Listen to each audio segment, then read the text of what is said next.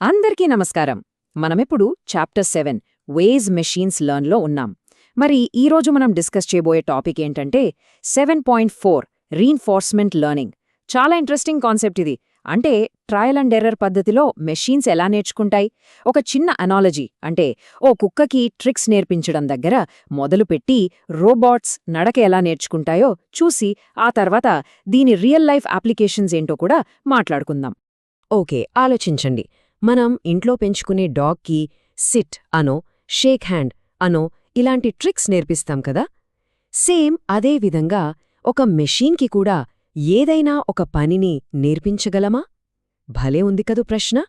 Well, ఈ ప్రశ్నకు సమాధానమే రీఇన్ఫోర్స్మెంట్ లెర్నింగ్. అసలు ఈ కాన్సెప్ట్ని అర్థం చేసుకోవడం చాలా చాలా సింపుల్ అండి. ముందుగా ఒక సింపుల్ ఎగ్జాంపుల్ తీసుకుందాం. మనం ఒక డాగ్కి సిట్ అని ఎలా నేర్పిస్తామో ఒకసారి ఊహించుకుందాం.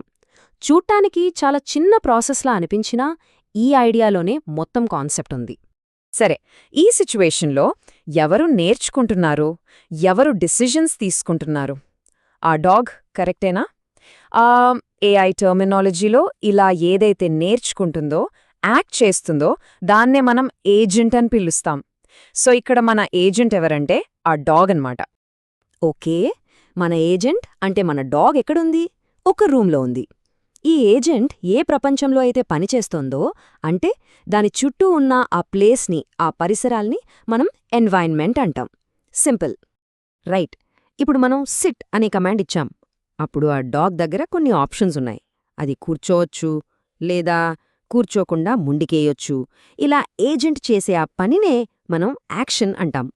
ఒకవేళ మన డాగ్ మనం చెప్పిన మాట విని కరెక్ట్గా కూర్చింది అనుకోండి, అప్పుడేం చేస్తాం? వెంటనే దానికిష్టమైన ఒక బిస్కెటో, ట్రీటో ఇస్తాం.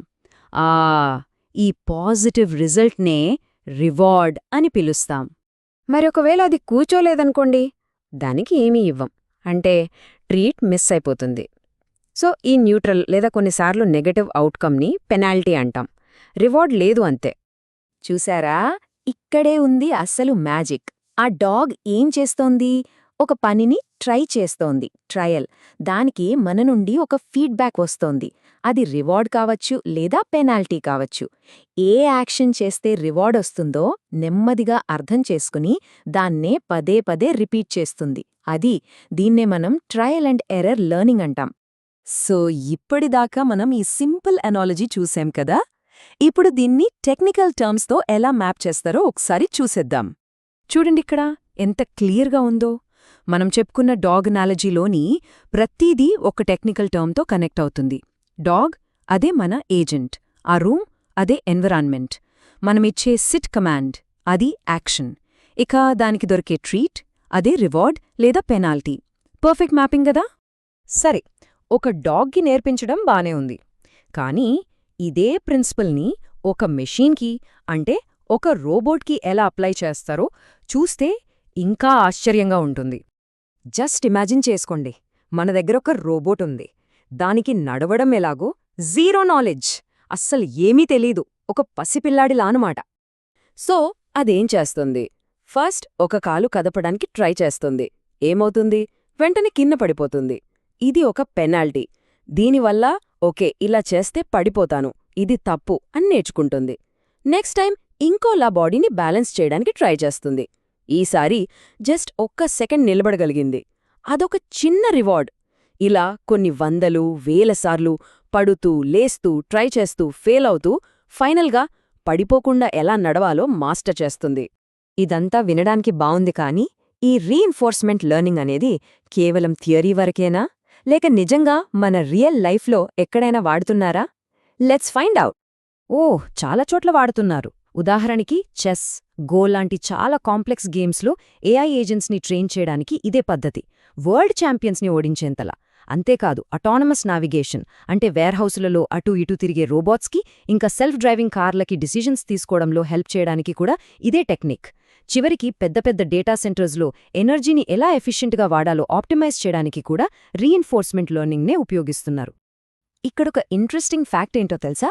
ఈ రీఇన్ఫోర్స్మెంట్ లెర్నింగ్ ఐడియా టెక్నాలజీ నుంచి రాలేదు, సైకాలజీ నుంచి వచ్చింది. అవును, బిఎఫ్ స్కిన్నర్ అనే ఒక ఫేమస్ సైకాలజిస్ట్ చేసిన రీసెర్చ్ నుంచి దీన్ని ఇన్స్పైర్ అయ్యారు. ఆయన జంతువులు, మనుషులు కూడా రివార్డ్స్ ఇంకా పనిష్మెంట్స్ ద్వారానే ఎలా నేర్చుకుంటారో అధ్యయనం చేశారు. అచ్చం మన డాగ్ ఎగ్జాంపుల్ లాగే. సో ఫైనల్గా మనం గుర్తుంచుకోవాల్సిన క్రూషియల్ పాయింట్ ఏంటంటే, ఒక ఏఐ డెవలపర్ చేసే మేజర్ వర్క్ మెషీన్ కరెక్ట్గా, ఫాస్ట్గా నేర్చుకోవడానికి కావలసిన ఒక పర్ఫెక్ట్ డిజిటల్ రివార్డ్ సిస్టమ్ని డిజైన్ చేయడమే. ఆ రివార్డ్ సిస్టమ్ ఎంత స్మార్ట్గా ఉంటే ఆ మెషీన్ లెర్నింగ్ అంత ఎఫెక్టివ్గా ఉంటుంది. ఈ టాపిక్ని ఒక చిన్న ఆలోచనతో ముగిద్దాం. ఈ మెషీన్స్ లాగే మనం కూడా మన లైఫ్లో చాలా విషయాలు మనకు తెలియకుండానే మన చుట్టూ ఉన్న కొన్ని ఇన్విజిబుల్ రివార్డ్స్, పెనాల్టీస్ వల్లే నేర్చుకుంటున్నామేమో. కాస్త ఆలోచించండి.